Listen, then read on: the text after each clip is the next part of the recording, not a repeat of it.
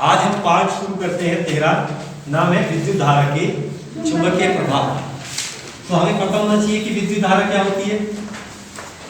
विद्युत धारा होती है बच्चों, ये जो हमारे तार है, बिजली के तार, इनमें जब बिजली बहती है उसको कहते हैं विद्युत धारा।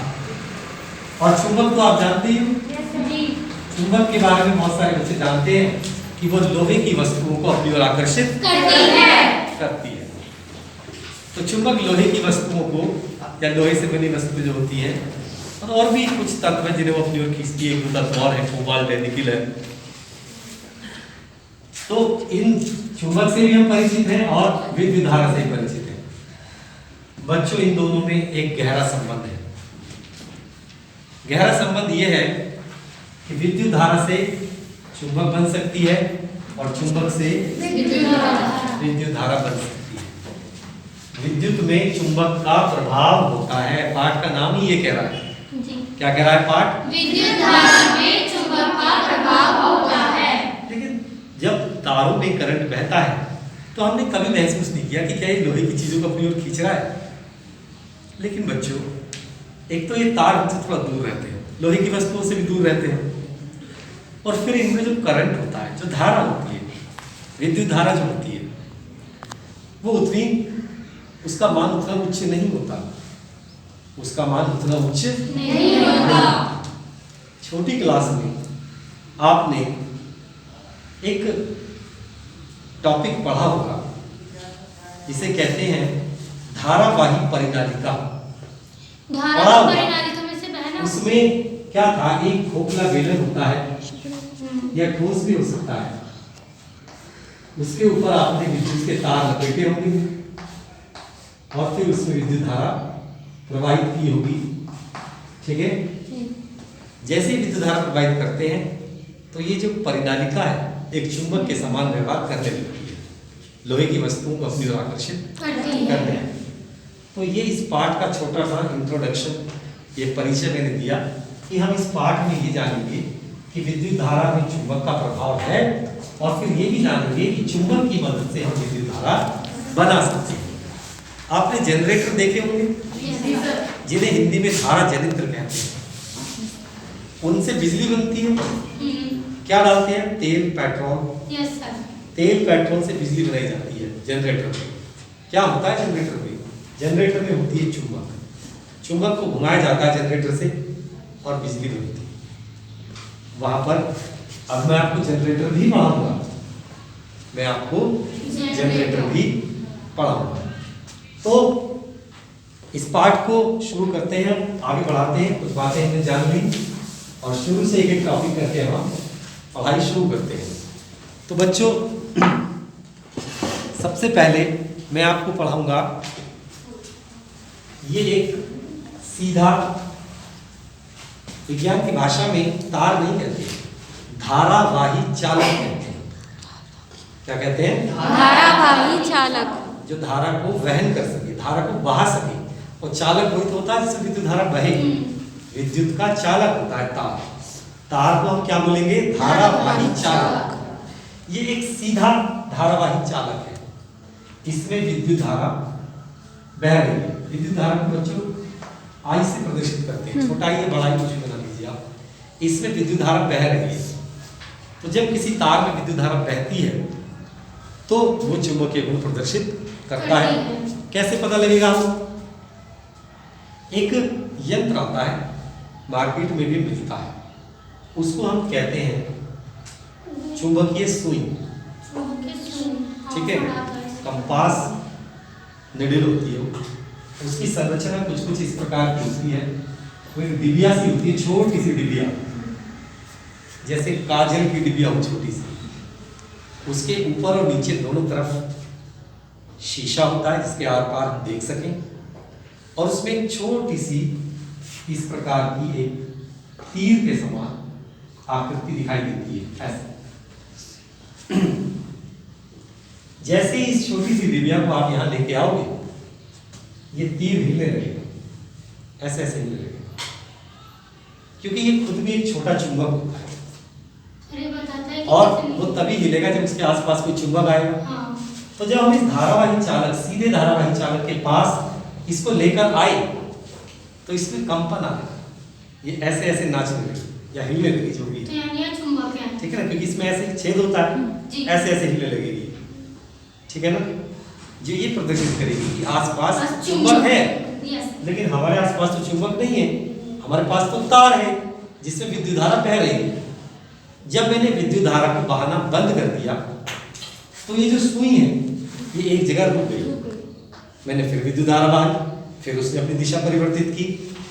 इसका मतलब जब हम किसी चालक में विद्युत धारा प्रवाहित करते हैं तो वो चुंबकीय क्षेत्र उत्पन्न करता है, अर्थात एक चुंबक की भांति कार्य करने लगता है। चुंबक भी तो अपना क्षेत्र बनाती है, यस सर। चुंबक का एक प्रभाव होता है चारों ओर अपने, जिसे चुंबकीय क्षेत्र कहते हैं। क्या कहते हैं? चुंबकीय क्षेत्र। क्षेत्र। जैसे अब ये तार है, ये चुंबकीय क्षेत्र भी प्रदर्शित करते हैं और विद्युत बह रही है तो विद्युत क्षेत्र भी उत्पन्न करेगा, दोनों क्षेत्र उत्पन्न करेगा। लेकिन उस क्षेत्र का आभास हमें नहीं होता, मैं फिर कह रहा हूँ, क्योंकि ये जो धारा है ये बहुत कम तीव्रता की है। ये जो 1.25 लाख वोल्ट जा रहा है ना, ये 1 मीटर दूर से ही हमें खींच लेगा, इतना ज्यादा क्षेत्र है उसका, इतना स्ट्रॉन्ग, इतना तीव्र क्षेत्र, दूर तक है, दिखाई नहीं देता वो क्षेत्र हमें, पर फैला हुआ है, अदृश्य है, अदृश्य है। तो इसमें भी जब इसमें धारा प्रवाहित हुई तो इसने चाहे निम्न कोटि की चुंबक क्षेत्र उत्पन्न किया, पर किया तभी तो ये हल्के से हल्के चुंबकीय क्षेत्र को बता देगी कि यहाँ चुंबकीय क्षेत्र है, जब इसे लेके आओगे आप, ठीक है। तो इस प्रकार बच्चों ये हमने जाना कि जब किसी धारावाही चालक में हम विद्युत धारा प्रवाहित करते हैं तो वो चुंबकीय क्षेत्र उत्पन्न करता है। जो ये प्रयोग मैं आपको समझा रहा था उसकी सहायता से आपने ये समझा, ठीक है। जी। अब चुंबक क्या है और चुंबकत्व क्या है? चुंबक एक ऐसा पदार्थ है जो लोहे की वस्तुओं का अपनी ओर आकर्षित करता है और इस गुण को हम चुंबकत्व कहते हैं। क्या कहते हैं? चुंबकत्व। भाई चुंबक क्या है? जो लोहे या लोहे से बनी वस्तुओं को अपनी ओर आकर्षित करता है और उसके इस गुण को, आकर्षित करने के गुण को हम क्या कहते हैं? चुंबकत्व कहते हैं, ठीक है ना। बात समझ में आई? अब जो चुंबक होते हैं वो 2 प्रकार के होते हैं। हाँ। चुंबक कितने प्रकार के होते हैं? 2 प्रकार के। 2 प्रकार। एक तो प्राकृतिक और एक कृत्रिम। प्राकृतिक और एक होते हैं कृत्रिम। प्राकृतिक जो है प्रकृति से मिले और कृत्रिम जो मनुष्य बनाते हैं। बना, ठीक है ना। आपने कई बार देखा होगा कि लोहे की वस्तुओं को यदि चुंबक के पास या उनसे चिपका के रख दिया जाए तो वो भी चुंबक बन जाते हैं। तो ये हमने बनाया, ये कृत्रिम है, ठीक है। और भी बना सकते हैं। तो प्राकृतिक चुंबक क्या है? प्रकृति में स्वतंत्रता रूप से पाए जाने वाले ऐसे पत्थर अथवा खनिज जिनमें चुंबकीय गुण होता है प्राकृतिक चुंबक कहलाते हैं, ठीक है। और कृत्रिम चुंबक क्या है? जो हम बनाते हैं, वे चुंबक जिनका निर्माण मनुष्य के द्वारा किया जाता है उसे कृत्रिम चुंबक कहते हैं, ठीक है जी। अच्छा, एक बहुत महत्वपूर्ण बात है कि जो चुंबक होता है, चुंबक का आकार कैसा ही भी हो सकता है, लेकिन मैं यहाँ पर एक क्षण चुंबक की बात करूंगा। छड़ चुंबक, एक क्षण चुंबक लिया मैंने, जो एक क्षण के समान है, किसी भी आकार में हो सकता है चुंबक। हर चुंबक के 2 सिरे होते हैं। कितने सिरे होते हैं? 2 सिरे। एक को कहते हैं हम उत्तरी और एक को कहते हैं दक्षिण, नॉर्थ साउथ। एक को कहते हैं उत्तरी ध्रुव।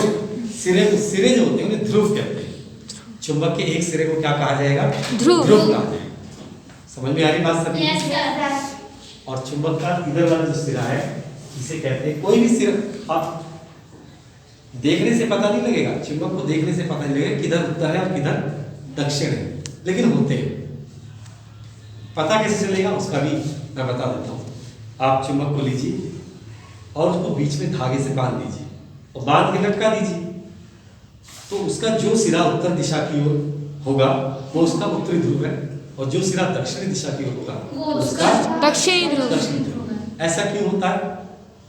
ऐसा इसलिए होता है, सुनकर भी आपको अचंभा होगा कि हमारी पृथ्वी के जो अंदर, पृथ्वी जो है इसके अंदर एक बड़ा चुंबक, एक बड़े चुंबक के समान कार्य करती है। इसके अंदर एक चुंबक, एक इमेजिन कर सकते हैं कि इसके अंदर एक चुंबक है, ठीक है, अपने आप में एक बड़ा चुंबक है पृथ्वी, जिसके दो ही सिरे हैं, उत्तरी और दक्षिणी। तो इसलिए छोटे मोटे चुंबक को ये बड़ा चुंबक क्या करता है, उन्हीं सिरों की ओर आकर्षित करता है।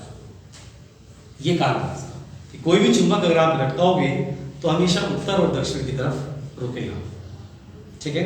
और एक सबसे बड़ी चीज कि इन ध्रुवों को कभी अलग नहीं किया जा सकता। अगर आपने चुंबक को बीच से तोड़ा तो ये वाला सिरा साउथ यानी दक्षिण और ये वाला उत्तरी बन जाएगा। चुंबक को कितना ही छोटा क्यों ना कर दो, कितना ही भी, हाँ, उसके दो ही सिरे रहते हैं, उसके ध्रुव पृथक नहीं होंगे, नए ध्रुव बनते रहे, यस सर। ठीक है ना। ये एक असंभव कार्य है चुंबक के ध्रुवों को अलग करना, जी। ठीक है ना। जैसे एक छोटी सी कहानी सुनाते हैं। एक बार वो आपने सुना भी होगा कि भाई जिन नाम की कोई चीज होती है, बोतल में से निकला है, हाँ, yes, क्या yes, हुक्म है yes. मेरे आका, बताओ क्या करना है, अगर नहीं बताओगे तो मैं आपको मार दूंगा, मुझे तो कुछ ना कुछ चाहिए। उसने कहा मेरे लिए एक मकान बना दो, उसने मकान बना दिया। तो कहते हैं भी ऐसे ही होता है, वो तो ऐसे करता है और बन जाता है मकान। कहा मेरे लिए दुकान खोल दो, ये ला दो, वो ला दो। 1-2 घंटे में सारे काम उसने कर दी, गए और बताओ वरना जल्दी मैं तो उसके मन में विचार आया कि इसे ऐसा काम दिया जाए जो ये कर ही ना पाए। तो उसने कहा कि ये चुंबक है, इसके दोनों सिरों को अलग करो, और जो कि असंभव। Yes sir. तो आप भी सीख लो, कभी जिन मिल जाए। तो यहां पर हमने ये सीखा कि चुंबक के सिरों को पृथक नहीं कर सकते, उसके 2 सिरे होते हैं, ठीक है। चुंबक के गुण, अब हम चुंबक के और गुण पढ़ते हैं कुछ। तो पहला है 2 चुंबकों के समजातीय ध्रुव एक दूसरे को प्रतिकर्षित करते हैं। मतलब यानी एक दूसरे 2 चुंबक हैं, समजातीय माने एक ही जाति है, एक जैसे। मान लिया इसका दक्षिण और इसका भी दक्षिण, अगर पास पास लाओगे तो वो एक दूसरे को दूर भगाएंगे, प्रतिकर्षित करेंगे। सर जैसे आपने पहले बताया था कि एक प्लस का हो, एक माइनस का हो, इसमें प्लस माइनस नहीं होता, इसमें उत्तरी और दक्षिणी होता है। वो विद्युत में होता है प्लस और माइनस, चुंबक में उत्तरी और दक्षिणी होती है। जी। अगर आप दक्षिणी सिरों को, ये साउथ, ये नॉर्थ, ये साउथ, ये नॉर्थ, या फिर ये नॉर्थ, ये साउथ, ये नॉर्थ, ये, तो अगर आप साउथ साउथ को या नॉर्थ नॉर्थ को एक दूसरे के सामने लाओगे तो वो एक दूसरे को दूर करेंगे, दूर भगाएंगे, जी, ठीक है ना। Yes sir. और यदि विपरीत सिरे, यानी कि टाइम हो रहा है, नॉर्थ साउथ, विपरीत सिरे नॉर्थ और साउथ साउथ, एक दूसरे के पास लाए जाते हैं तो वो एक दूसरे को आकर्षित करेंगे, एक दूसरे को आकर्षित करेंगे, आकर्षित। कोई समस्या है किसी बच्चे को नो समझ, सर। ठीक है। जी। मैंने कहा कि जो चुंबक होता है उसका एक क्षेत्र होता है, ये आपने देखा भी होगा। एक लोहे की वस्तु यहाँ रखी है,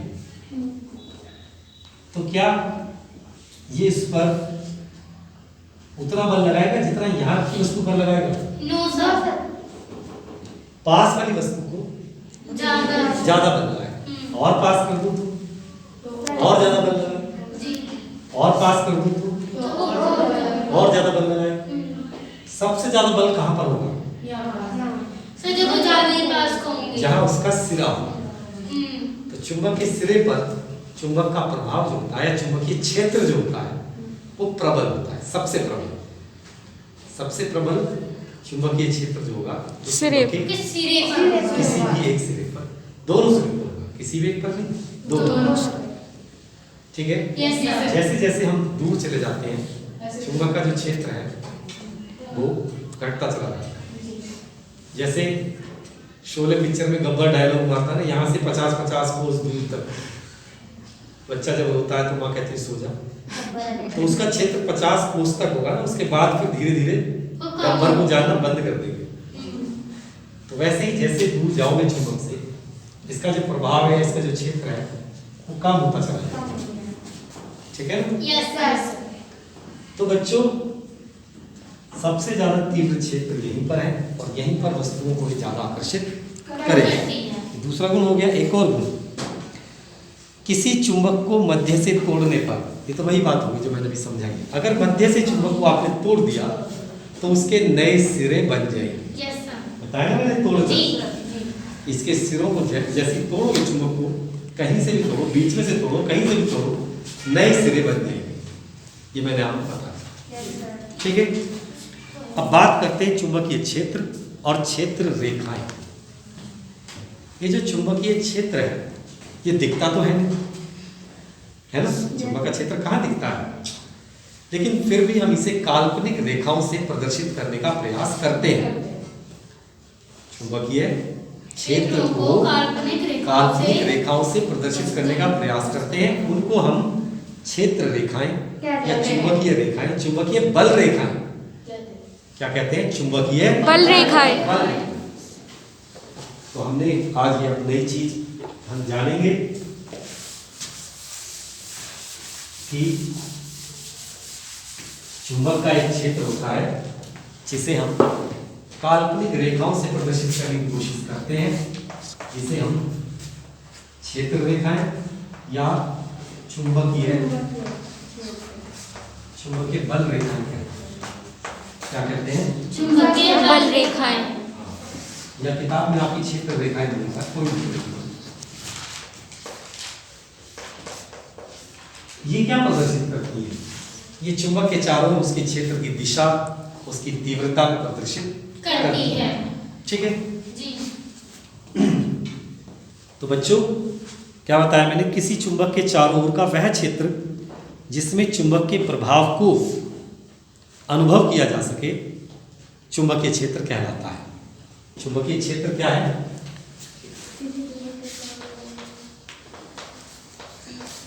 चुंबकीय क्षेत्र,